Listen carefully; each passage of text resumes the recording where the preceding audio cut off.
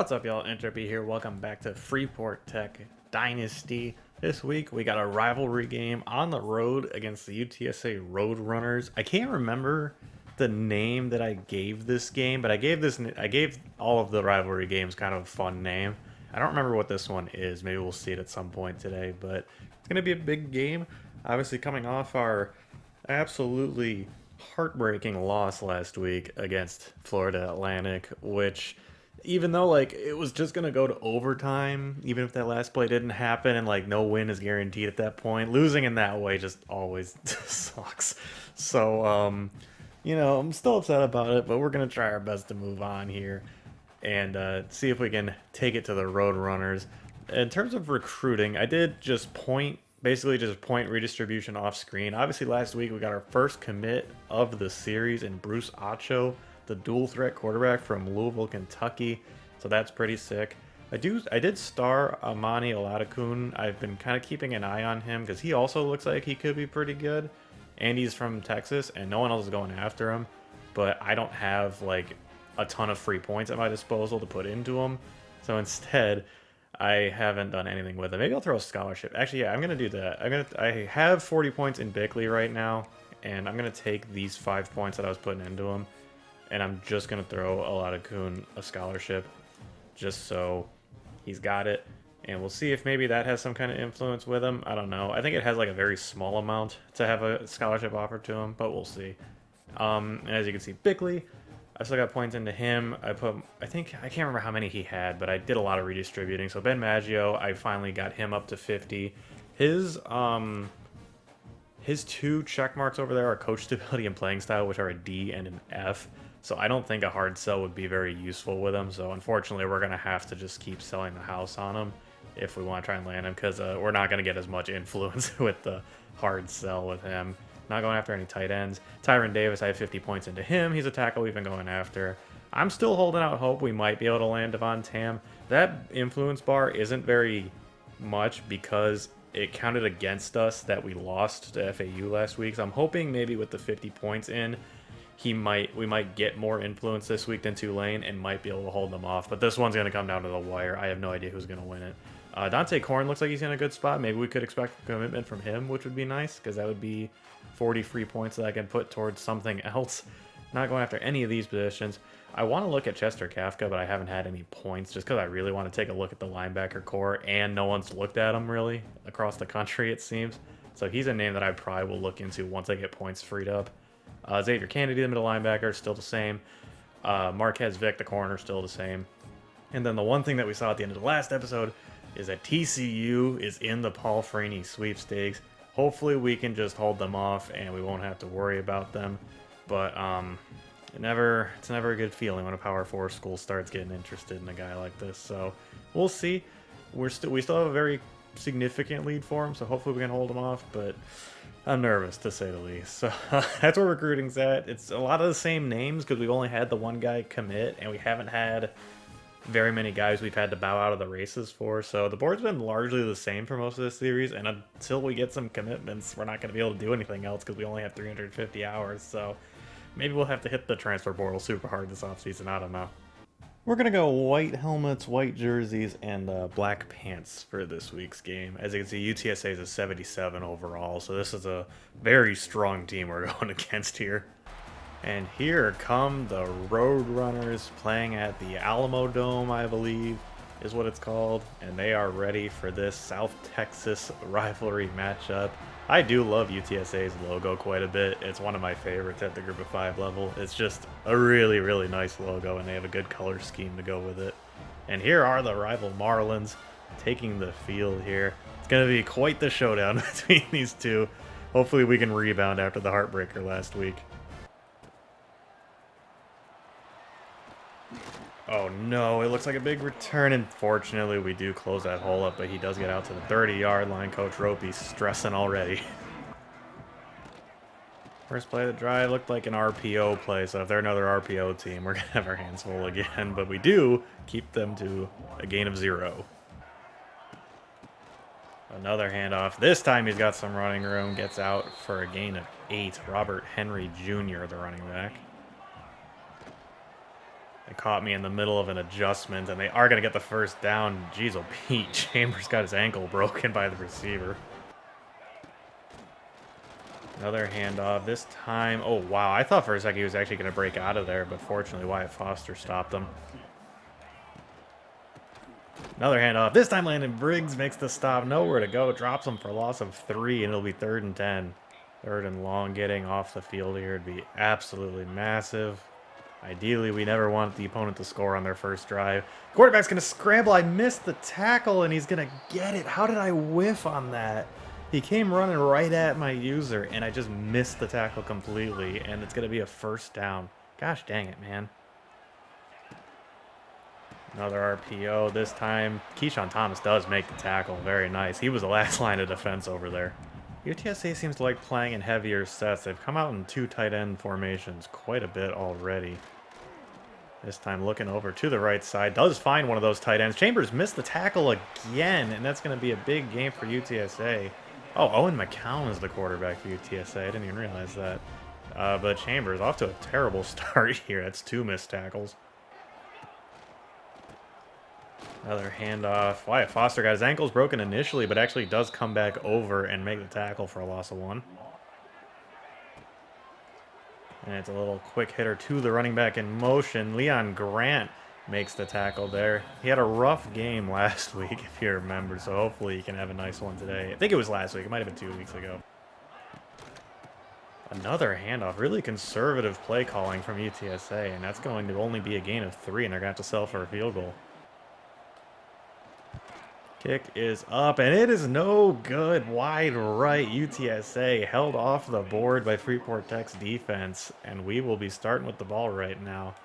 Jake McAllister approaching 1,000 yards passing on the season. Granted, he did miss a game, but still. The offense was awesome last week against Florida Atlantic. It was one of the better offensive performances I think we've had all season. Let's see if they can keep that momentum going as Brooks is immediately stopped for a short gain of 2. Oh, defensive pressure got in there immediately. The play action worked really well last week, but it did not work on that play. It's going to be 3rd and 8. I want Wallace, and he just missed him. A flag on the field. Are they going to call him for interference? That'd be a little bit of a bailout because McAllister definitely just missed the throw. They are going to call it pass interference on Tyan Milton. I can barely read that font for some reason. And that's going to be an automatic first down for us. Awesome. Brooks' second carry of the game. I probably should have bounced that outside. I really hate like trying to bounce every run outside because you lose yards that way, but I actually think the window was there that time. Wallace, the man in motion. We are going to hit him. He's wide open for a short little hit. And oh my gosh, he actually fought off 2 tackles at the same time and fell forward to make this a 3rd and 2. And that's going to bring us to the end of the first quarter. First quarter went crazy fast. Holy crap. Gosh dang. I mean, we extended the quarter length because of that, but they spent 5.5 minutes on their drive. There's a lot of run plays and a lot of short gains, so that's how that happens. We're going to see if we can do a touch pass to Montgomery here. It looks like there might be a window for it if they can hold the block. Blocks are held. Jalen Brooks, get out there. Oh, I actually... I kind of blew that. I ran too close to the blocker, but Montgomery broke the tackle anyway. And that's going to be a huge gain on 3rd and short. See if Stokes can give us a little spark on the ground here. Bring him in for an option play. They are going to take the running back. Stokes to the outside. Gets around the defender. Cuts back inside. And that's a beautiful run from the quarterback. This time, keeps it again. Can he cut around that defender? He can't. He took on a pretty big hit because I tried to be stupid there. 2nd and 4, though, so a gain of 6 is still good. McAllister back in the game now, drops back. He's got Brooks, Tanner Brooks, touchdown! Marlins on the board first here in the rivalry game. Tanner Brooks ran a beautiful little drag, created separation. And that, I don't know what that celebration dance is, but who cares? We are on the board here, and we're an extra point away from making it a 7-0 game. And we do exactly that. 7-0, Marlins lead. Let's see how the Roadrunners respond here to getting punched in the mouth on the first drive. That is a congested area over the middle. It doesn't matter. The pass is completed, and it's a first down. Passing again. And it's going to be a sack. Leon Grant, the nickel corner blitzing, and he gets home, and that's a huge loss for the Roadrunners. Wow, I was just talking about how UTSA likes more power sets, but here they come 5 wide, and it's going to be a quick little hitter to, I assume, one of their tight ends. It's going to make it 3rd and 11. Nowhere to go. He's going down again. DeAndre White, I believe, with the sack. There is a penalty on the field, so we'll see. Holding on the offense. They held, and they still couldn't protect the quarterback, and it's going to be a punt for the Roadrunners. Levi Chambers on the return. A nice return. Kind of cut through the defense, and it's going to be around midfield for our start of the drive. Play action. I want Hayes. Oh, I hit the wrong button. Thank God that actually got knocked down. I was trying to hit Hayes. What? He must have... Okay, he must have been circle. I thought he was square. Gosh dang, I almost blew that. UTSA coming out in a 5-man front here? Is this like... Okay. I guess we'll see here. They do send 5. We're going to try and hit Hayes on a little corner, and he can't hang on to it. Oh, dang it. And that's going to bring up 3rd and 10. That sucks. We had a very favorable defensive look there, too, and we still couldn't make it happen. 3rd and long. I would love to keep this drive going, but I don't know. I'm going to try and hit Wallace, and I got hit as he threw it. McAllister goes down, and it's going to be a punt right back to him. RPO, and it's going to be a nice gain for them. I think that's going to get them a 1st down. Not marked them short, so 2nd and inches, but our defense wasn't ready for that play, apparently. Thought for sure this would be a run play. Oh, it's a screen pass, and Nolan actually drags him short of the line to gain. It's going to be 3rd and inches. Yeah, we're going to blitz here. We're sending 6 and hoping we can stuff it. I have to imagine this is going to be a run play. And if they pass it, it's going to probably burn us. And no one filled it on the other side. Oh, wait. Oh, I thought they might have said his forward progress actually didn't get stopped, but they do give him the 1st down. Dang it. Already at the 2-minute timeout, UTSA is a very slow, methodical team. Quite the opposite of Florida Atlantic, who ran no huddle like most of the game. Oh, and they finally hit us for a big play. No, someone chase him down, please. Can anyone chase him down? Levi Chambers finally does, but not before he gets inside our 10-yard line. Gosh dang it, they're such a slow team, and they finally hit us for a big one. Gosh dang it. He hit his receiver, and we do somehow keep him out of the end zone. It looked like that was almost a foregone conclusion he would get in. And they are running shoe clock, of course, but I don't know if I want to start calling timeouts or not. If we stop him on this play, I'll call a timeout probably.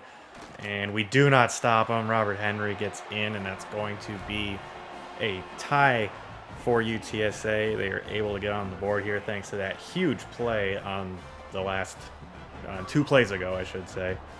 And unfortunately, our lead, just like that, has completely vanished. One of our guys almost got in there and blocked that. We got 43 seconds left and all 3 timeouts. Let's see if we can make something happen. Okay, so we don't need to force anything here because we do start with the ball in the second half, but that doesn't mean I am not going to be aggressive and try and make something happen. Let's see if we can get some blocks from Brooks. We cannot. McAllister does get out of bounds, though. Oh, that's a late hit. Oh, Cody Barnes got hurt on the return and didn't even notice it. So, yeah, we'll substitute Levi Chambers, I guess, in the return duty. UTSA safeties are so far back they could be playing punt return. They're trying to keep everything in front of us, or in front of them, I should say. And I felt the pressure and just tried to get rid of it. It's going to bring up 3rd and 1. Okay, now we're in a little bit of dangerous territory where we could give them the ball back with 3 timeouts, and I don't want that. So let's get this 1st down here. We got Montgomery. Oh, it's a terrible throw by McAllister. But thankfully, Montgomery held on. We're going to call a timeout now with 25 seconds left. I thought McAllister was going to throw a pick there. That was so far behind him. There's not a lot of room to throw this ball. We're going to try and get it to Montgomery. Oh, what a pass by McAllister. Dropped it beautifully over the defender. We're now on the right side of the 50.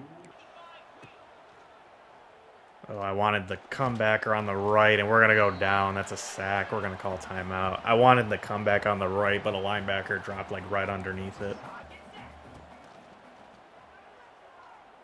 Can we hit Wallace maybe?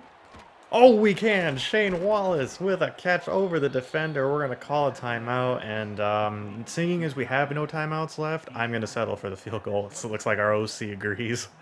44-yarder. Fortunately, there's no wind in the dome, but we've missed quite a few. We've missed, I think, at least one of these pretty long field goals this year. That's not good accuracy. Can it sneak inside the upright? Please, it does.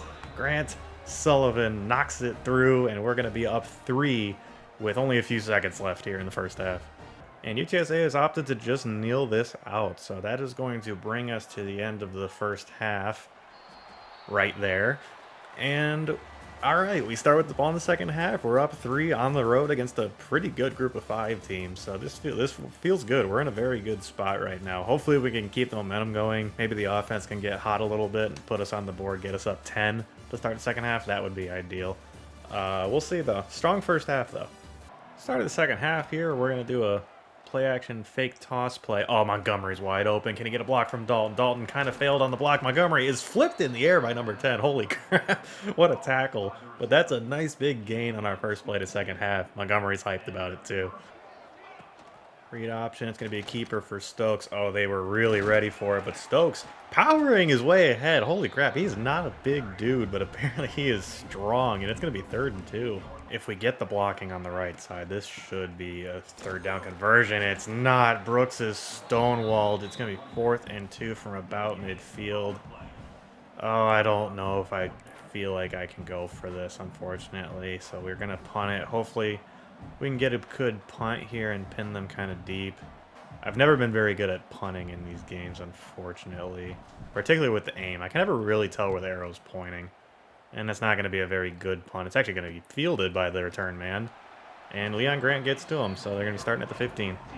Man, I really would have liked to get some momentum on our side to start the second half. Unfortunately, it just didn't go our way. Oh, and that's a big play immediately for UTSA. Keyshawn Thomas, last line of defense, does stop him. Thankfully, that was a tight end and not a receiver. But UTSA already in business. RPO over to the right side. Gain of 2.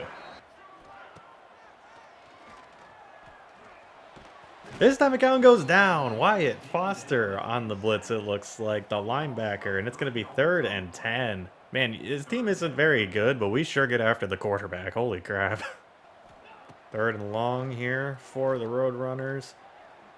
Oh, they are going to chuck this deep. Chambers couldn't get a hand on it. It's a touchdown. Are you kidding me, dude? Oh, no. Come on, man. I was conservative with that, too. I hit SWAT and everything. I just wanted him to get a hand on it and knock that thing down. And instead, DeCorian Clark, quite a first name there, comes down. Oh, my gosh. Jameer Ross almost got home on the pass rush, too. And Chambers just didn't get a hand on it. I don't know if he mistimed it or what, but gosh dang it, UTSA's got the lead. Well, offense, we got to answer after that play. UTSA now up 14-10. And we need to put a drive together here.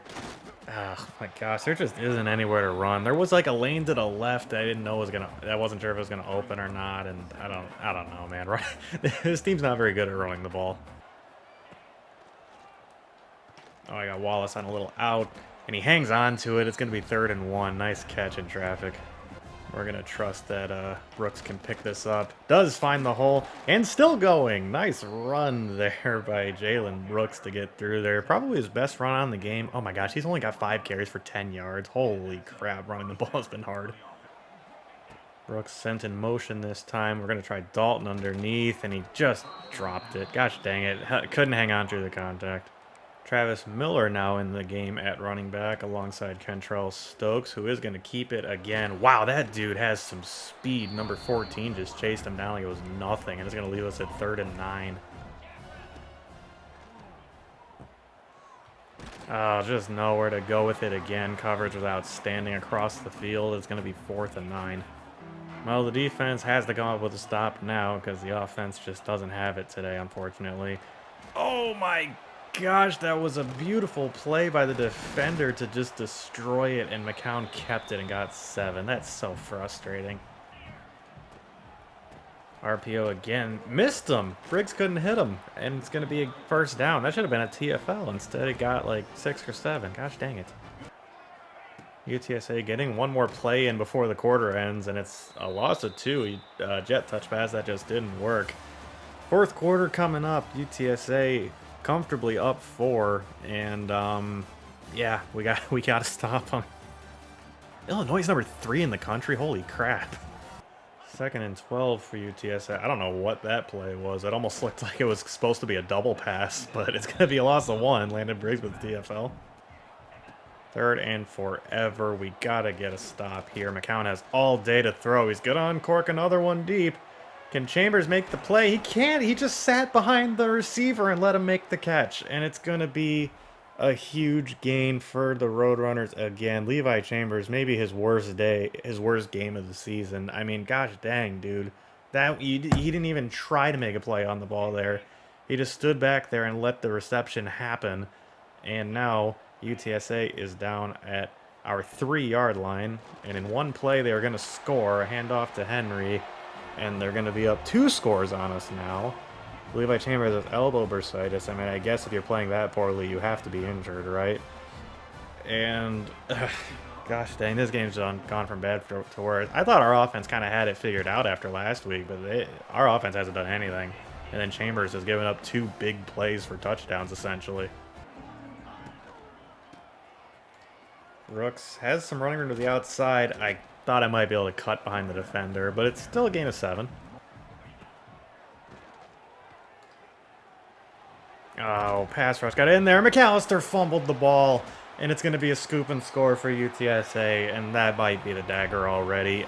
You can't turn the ball over, dude. That's the last thing we needed. And UTSA, just like that, is now going to be up 28-10 following the scoop and score. That is just absolutely brutal. You can't do that in a situation like this. I know I was running around with him, and that probably wasn't too smart, but I was trying to avoid the pass rush somehow to just throw it away. And instead, he puts the ball on the turf, and now it is a 3-score deficit we find ourselves in with 5.5 minutes left.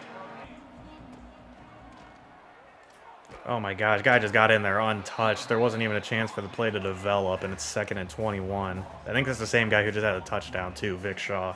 He either had the touchdown or he had or he forced the fumble. It was one or the other. I don't remember. But we're already in a 2nd and forever situation. I hit the wrong button again.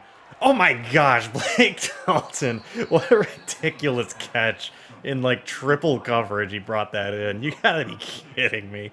I'm seeing the buttons wrong today. There's something wrong with me. That's the 2nd time I've done that. Oh, and McCown hasn't had an incompletion all day, I see now. 15 for 15. You gotta be kidding me.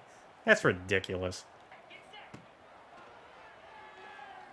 I like Montgomery, but pass rush got in there again. Our O-line has ceased to exist all of a sudden. They're getting in there every play. We're gonna try Wallace down the right side, and that's broken up. He can't create any separation, unfortunately. He's just slow as crap. McAllister, I didn't even realize is injured, but he's apparently minus 11 speed, minus 5 throw power. Oh gosh, maybe we'll have to bring in Stokes. I mean, this game's essentially over already. We're just going to bring in Stokes for the rest of this game just to see what he can do, I suppose. That was not a great throw to McAllister. He had to kind of stop and make the catch, but it is a completion. So that's going to be 4th and 5, and obviously we're going for it.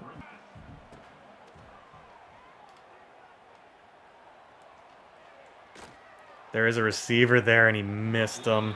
It was late throw and all that, but Stokes missed them, and it's going to be a turnover on downs, and UTSA can just start running clock. Never mind, they're not running clock. They're throwing the ball, because I guess they hate us. I mean, it is a rivalry game, I suppose, but I thought they'd be a little more conservative. Oh, I switched guys, and I forgot what was happening with Foster, and it's going to be a big gain for McCown, as they do sustain an injury along their offensive line, but gosh dang it, they just keep hitting us for big plays. It's weird that this game started with UTSA almost just kind of being a chew clock team. They took 5.5 minutes on their first drive and came away with 0 points. And now all of a sudden they just can't stop making big plays against us. I don't know if our defense is just throwing in the towel. I mean, on this drive probably, but not on any of their previous drives, I would hope. Another RPO, and it's another touchdown for Owen McCown, who has been perfect on the day. I still don't think he's thrown an incompletion the entire game, which is absolutely insane. I knew this was gonna be a difficult dynasty. Yeah, I guess a difficult dynasty to do in general, but allowing a 100% completion percentage was completion percentage, I can't even talk, I'm so upset, from the opposing quarterback is not something that should happen ever. Don't get me wrong, Owen McCown can play, clearly. I mean, he's made some nice throws in this game, but giving up 100% completions is insane. As we give up yet another sack. That's UTSA's 4th sack of the day, and I feel like they've all come in the last, like, 5 minutes of game time. Did they really just come out and, like, prevent defense for a second before? Okay, what? They had a guy lined up like at deep middle safety who's now down on the line of scrimmage. So I don't know what's going on there. And oh my gosh, it's ridiculous what's happening with our offensive line right now. Like obviously they know we're passing it every play, so they can kind of tee off. But I mean, heavens, our offensive line can't protect at all. We're just gonna chuck one deep, obviously, to Blake Dalton here on 3rd and 21. I thought he caught that for a second, but no, he did not. And, I don't know if I want to punt this or just... I mean, I'm on my own freaking 10-yard line. I might as well just punt this. This game's over. If UTSA throws one single pass on this drive, I will vow to drop 50 on their heads the next time we play them.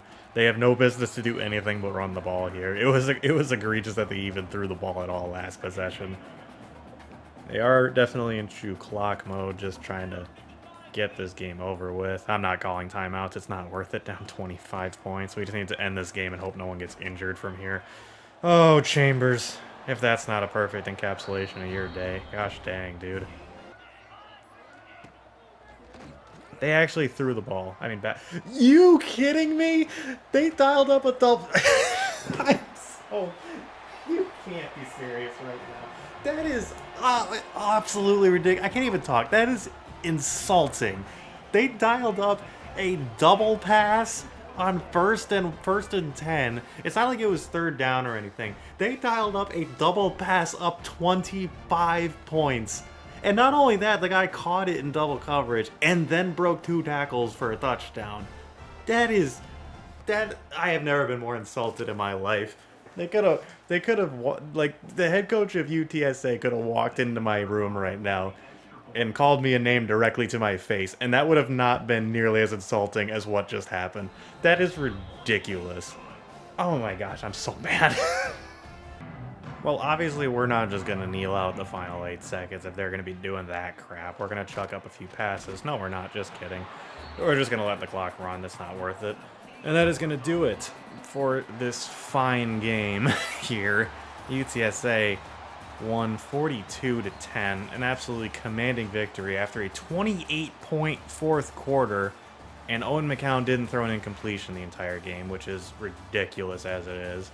And let's not forget their running back also had a perfect 100% completion percentage, because they decided to do a double pass of 25 points with like 15 seconds left, 10-15 seconds left in the game. They dial up a double pass. Absolutely insane. I've never been more insulted in my life by anything. As we obviously got to look at the stats here. Yeah, there you go. Robert Henry Jr. with a perfect 1-for-1 for 1 touchdown on the day.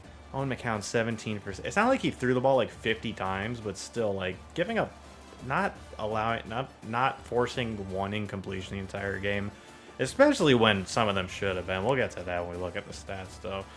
Jake McAllister, 9 for 19. That's bad even for him. 47% completion is terrible. Only 157 yards and 1 touchdown. And then Kentrell Stokes was 1 for 4 for 5 yards. That's also terrible, but not unexpected, just because it's not as stupid as it is for being a quarterback. Passing isn't really his thing, which sounds so stupid to say out loud. But gosh dang, bad. Run game, also terrible. Jalen Brooks, 6 for 17. Kentrell Stokes, 6 for 11. Granted, that includes sacks. Keep that in mind. And he took at least 2 sacks, I think. At least 1, maybe 2. So that's worth keeping in mind. That number would be a lot higher if sacks weren't counted towards it. Jake McAllister took 4 sacks for a loss of 28 yards, which is ridiculous. Just terrible. Offense was awful today. Nothing was working. Zach Montgomery was 5 for 77, which is, honestly, given the stat line, that's a very respectable stat line he's got there. Shane Wallace had 3 for 45. He was pretty involved, but I gotta say, like, one thing in this game, if you're not a good route runner, it shows. And if you ever actually, like, watch Shane Wallace run routes, you can tell his route running's awful because he, like, stops and then moves. Like, he has no chance of creating separation anytime he goes out for a pass. It's a miracle he's ever open, to be honest.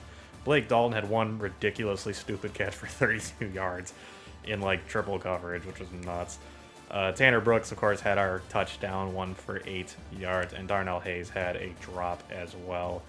Rough game from anyone on the offensive side of the ball, including blocking as well. It looks like only 3 sacks were actually credited to our offensive line, so I guess a few of them were unmarked blitzers or something. I'm not sure.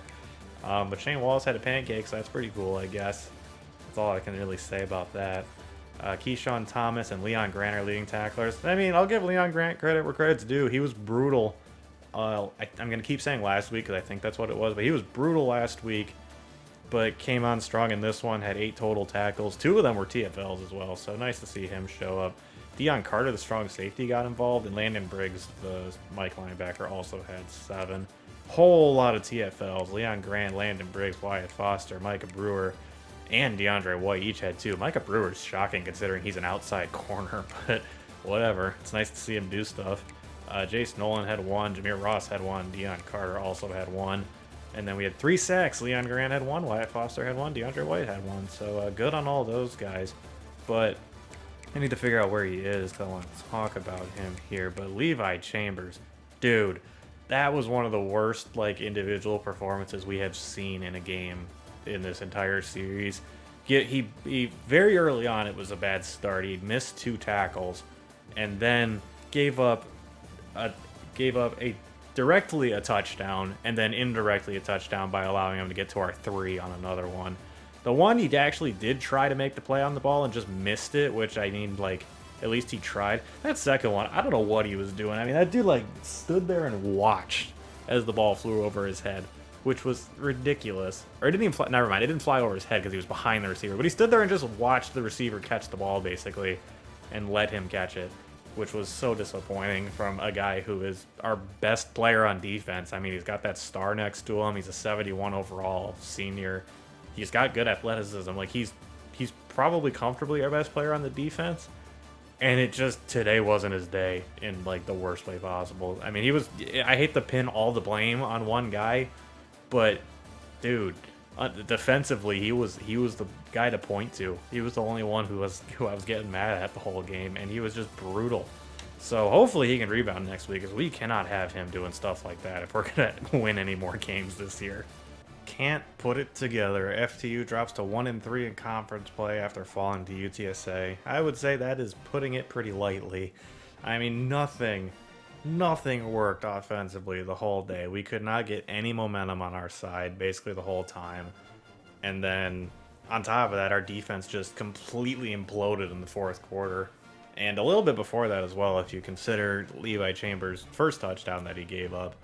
So yeah, just a brutal showing, and they just slapped us in the face with that halfback pass at the end of the game. That was so uncalled for.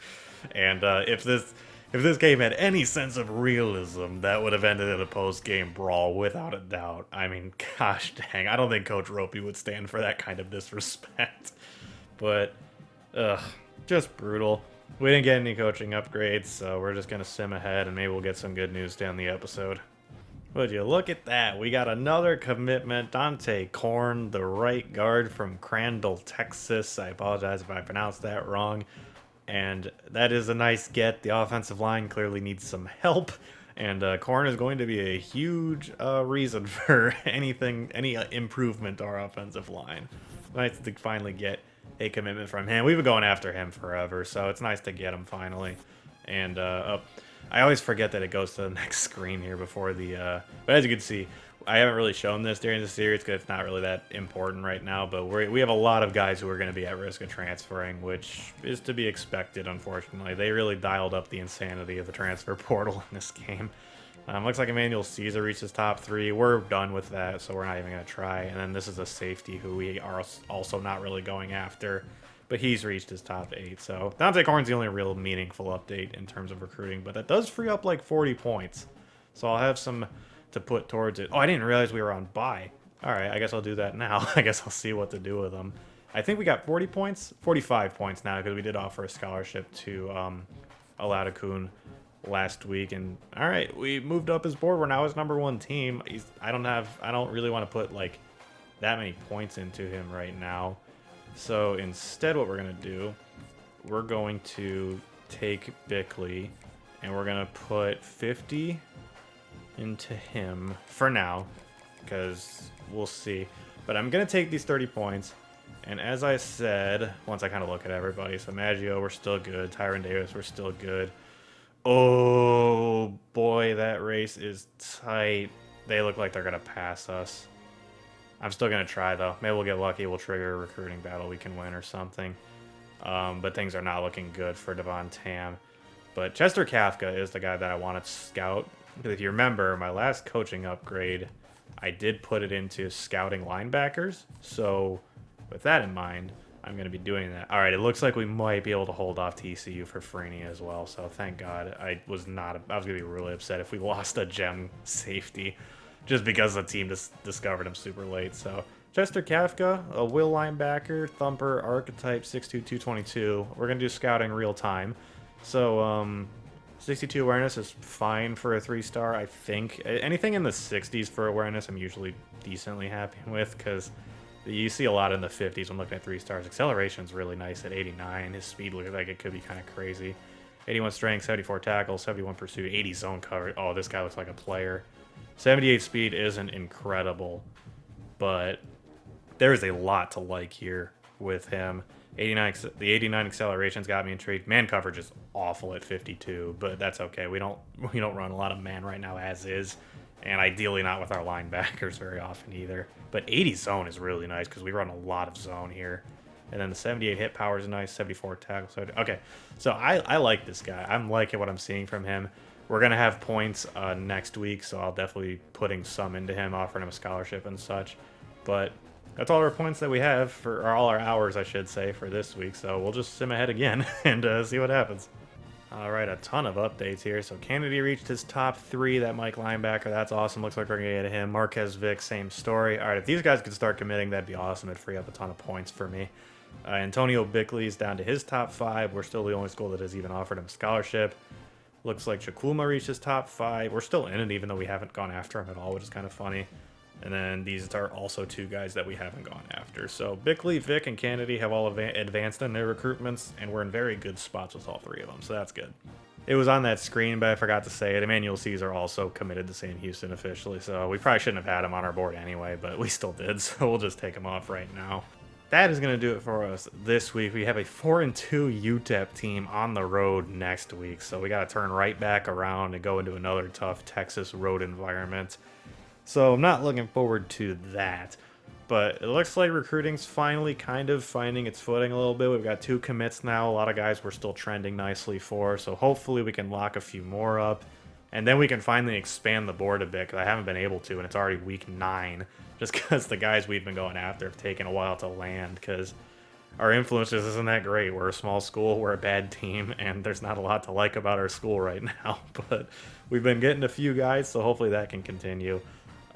But for now, that is it. Thank you, everybody, for joining me this week. I love and appreciate each and every one of you, and I'll see all y'all in my next episode.